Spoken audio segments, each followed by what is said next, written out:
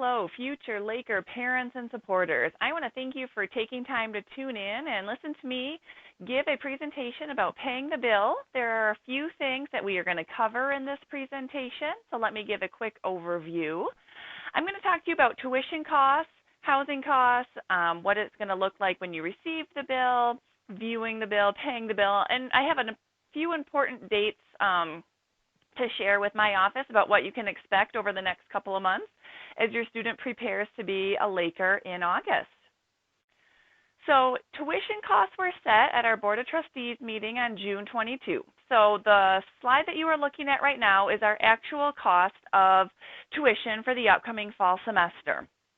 So you can see if you are a Michigan resident, the rate you will be paying and the non-resident rate. The one thing I really want to point out on this slide is that Grand Valley offers a block rate of tuition.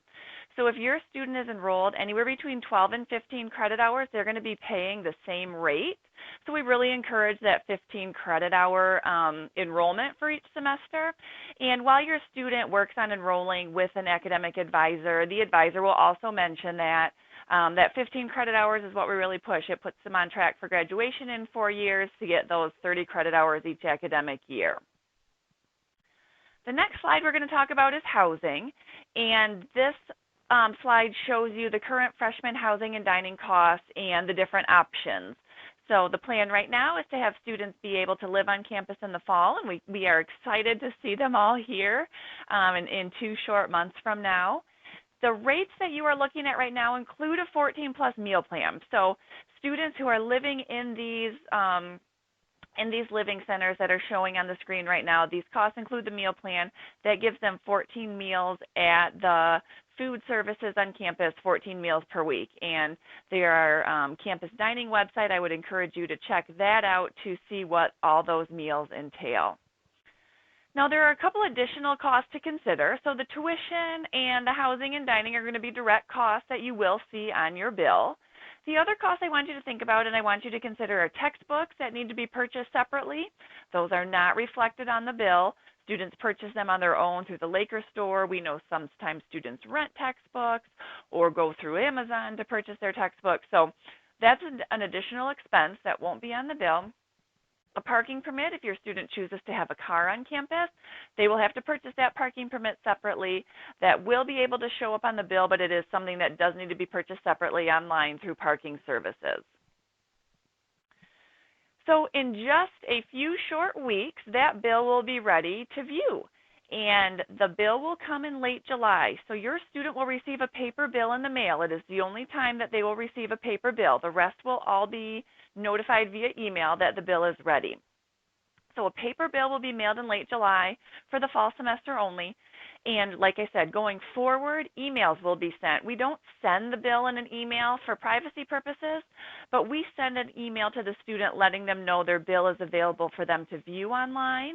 And your student can add up to 2 additional email addresses that bill notification will go to. So be sure to talk to your student about if you are interested in knowing when that bill is available, getting your email address listed on their My Banner. You can talk to them about how to do that and how to get your email address listed so you are also aware when that bill becomes available.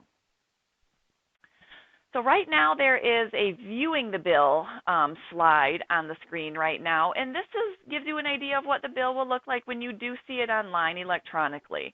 It's going to show the tuition and fees, the housing and the meal plan. The blue arrows on the left-hand side allowed you to drill down to see exactly what is in each of those sections. So if you are utilizing financial aid, that will show. We have that opened up so you can see what it looks like when you click on the blue arrows to drill down. So a couple different options, and I want to talk about paying the bill for a minute. So payments for the fall semester are going to be due by 5 p.m. on August 21. So if you are listening to me from out of state or from a different time zone, please note that that is 5 p.m. Eastern on August 21. And the payment system shuts down at that time. Registration closes, the payment system closes, and that gives our staff at the university time over the weekend to process payments that we receive. And one thing that I want to note on this slide is that if your student's bill is not paid in full or on a deferment plan, classes may be dropped that weekend. So really take a look at the due dates and make sure that by August 21st at 5 p.m. either financial aid is in place to cover that bill, you're on the deferment plan, or that bill has been paid in full. I mentioned the deferment plan, which is a segue into my next slide, and a couple different ways of paying the bill. So one option is that deferment plan. You can split your bill into 4 equal payments. So say you owe $4,000 on the bill, or your student owes $4,000 on the bill. You can pay each month of the semester. So you can pay $1,000 in August, September, October, and November. And then in November, the bill goes out for the winter semester, which is due in December. So it costs $40 to go on that deferment plan. So your first payment in August would be $1,040. So that's just my example of a nice round even number going on the deferment plan and what that looks like. One question I often get is the payment due on the 21st of each month if I go on the deferment plan? And the answer is no. Generally, the payment is due on the third Friday of each month if you go on the deferment plan. A couple different ways to pay that bill, whether on the deferment plan or in full, is cash. You can pay cash or check in person. You could mail a check, and that would be received by your student accounts office. There are 2 locations to pay in person. There's a location in the Student Services Center on the Allendale campus, and there is also a location downtown in the DeVos Center on the Pew campus to be able to pay in person. You can pay with an electronic check. You can pay with a debit or credit card over the phone or online. Another question that I get regarding payments is, can I set up a recurring payment? Will Grand Valley hold on to my payment information? And we do not hold on to payment information. So you would have to re-log in every month and make sure you get that bill paid if you go on the deferment plan. I want to quick touch on this guardian and family access slide. Due to FERPA reasons, we are not able to give you information over the phone if you were to call in about grades or necessarily financial information. Now, your student is able to grant you or someone else permission to call Grand Valley to be able to talk about that. So this is something that I would encourage you and your student to look over, have them log into their My Banner. If they want to share information with you, they would log into their My Banner to do so. I want to quick buzz through a few important dates. I've already mentioned a few of these. In late July, that bill will be sent. On August 21st, it will be due, and then classes begin on August 31.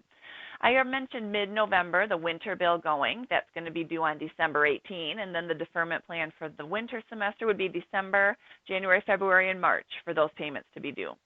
Classes begin on January 11th, so if your student does return to campus, generally they return the weekend before classes start as opposed to in August when students move in a week or so early.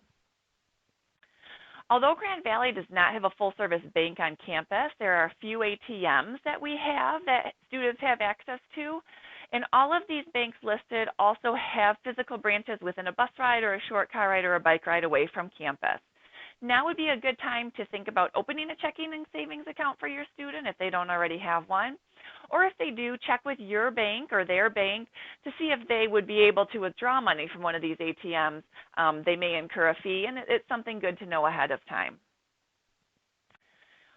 So I am here representing the Office of Financial Aid and Scholarships. That's the office that I work in, but I also want to talk a bit about the Student Accounts Office because that is the office that sends out the bills, is responsible for the payments.